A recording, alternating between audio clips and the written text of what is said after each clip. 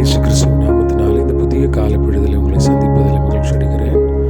இந்த நாளிலும் 1 சாமுவேல் 30வது அதிகாரம் 6ஆம் வசனத்தில் இவனமான ஒரு காரியத்தை நாம் வாசிக்கிறோம். தாவீது மிகவும் நெருக்கப்பட்டான்.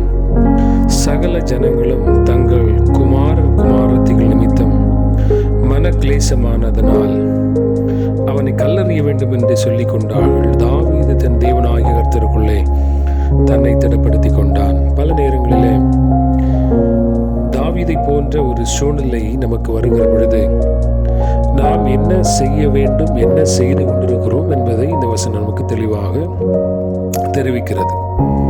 இங்கே தாவீது ஒரு சில காரணங்களால நெருக்கப்படுகிறான் என்று சொல்லி வாசிக்கிறோம். அமலேக்கியருடைய குடும்பத்தை எல்லாம் எடுத்து கொண்டு போய்விட்டார்கள். குடும்பத்தின் நபர்களை எல்லாம்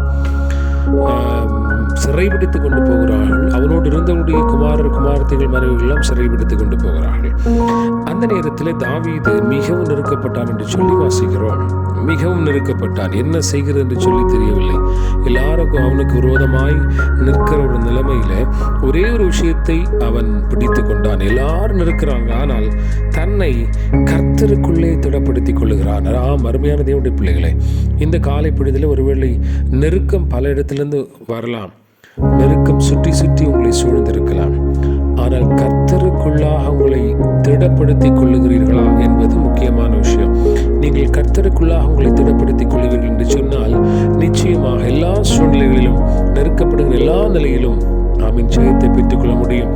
ஆகவே தான் வசனத்தின் அடுத்த வசனங்களிலே பார்க்கிற பொழுது எல்லாவற்றையும் அவன் திருப்பிக் கொண்டான் என்று சொல்லி வாசிக்கிறோம். ஒன்றும் குறைபடாமல் இந்த நெருக்கப்படுகிற நேரத்தில் நம்மை தேவனுக்குள்ளாக திடப்படுத்திக் கொள்வோம். திடப்படுத்திக் கொள்ளுகிற பொழுது அவன் எல்லாவற்றையும் திருப்பிக் கொள்ள கர்த்தர் நமக்கு உதவி செய்வார்.